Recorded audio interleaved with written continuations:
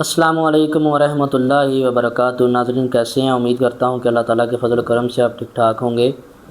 اچھا جی، آج سے ہم نے ایک کتاب شروع کرنی ہے، وہ ہے مجربات منیر۔ یہ جی حکیم منیر احمد رحمانی صاحب کی لکھی ہوئی ہے، میرے والد صاحب کی۔ تو یہ میں اپنے والد صاحب کے سینے کے راز آپ کو دے رہا ہوں، تو یہ نسخہ جات آپ تک میں پہنچانے کی کوشش کروں گا۔ تو اس کا پہلا جو نسخہ ہم پڑھیں گے آج، جس کے بارے میں جو آپ کو میں بتاؤں گا، وہ ہے جی موروں میں جو خلا آ جاتا ہے، کمر درد جوڑوں کی درد کا نسخہ ہے یہ، ٹھیک ہے۔ تو اس کے لیے جو انہوں نے اجزاء لکھے ہیں وہ آپ نوٹ کر لیں، کاپی پینسل پکڑ لیں یا ویڈیو کو سٹاپ کر لیں، جیسے بھی ویڈیو کو ڈاؤن لوڈ کر لیں، آپ کو جیسے بھی آسانی لگتی ہے۔ پہلا جو نسخہ ہے اس کے اجزاء میں بتانے لگا ہوں۔ اسغند ناگوری، یہ ہے جی 30 گرام۔ آگے ہے جی گوند ککر 30 گرام۔ موسلی سفید انڈین 20 گرام۔ سرنجاں شیری 50 گرام۔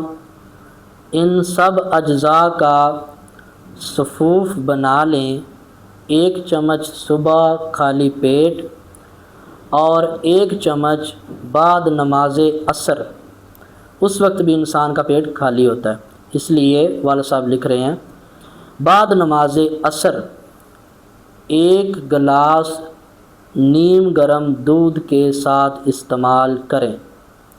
آگے پھر وہ یاد دہانی کرا رہے ہیں، یاد رہے کہ دودھ نیم گرم ہو ورنہ اثر نہیں ہوگا۔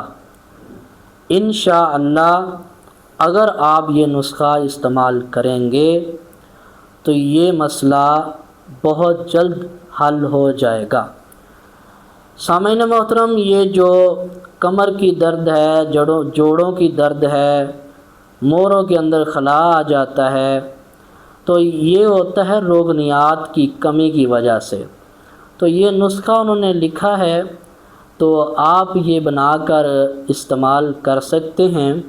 پھر بھی آپ کسی قریبی حکیم کے پاس اپنا مزاج معلوم کرنے کے بعد اسے استعمال کریں۔ بعد میں اس کا ذمہ دار نہیں ہوں گا کہ آپ کہیں گے آپ کا میں نے نسخہ استعمال کیا تھا تو ایسے ہو گیا۔ یہ میں نے نہیں لکھا، یہ میرے والد صاحب کے سینے کا راز ہے، یہ میری وراثت میں آ رہا ہے، یہ میرے بڑوں نے مجھے بتایا ہے۔ تو یہ ان کے سینے کے راز جو ہیں وہ آپ تک شیئر کرنے کی کوشش کر رہا ہوں اور کوشش کرتا رہوں گا۔ میری یہ کوشش ہے کہ میں اپنے حکماء اور اپنے طلباء اور اپنے عوام الناس کو گھر بیٹھے علاج معالجہ کرنا سکھا دوں، تاکہ وہ ہاسپٹلوں کے دھکے نہ لیں۔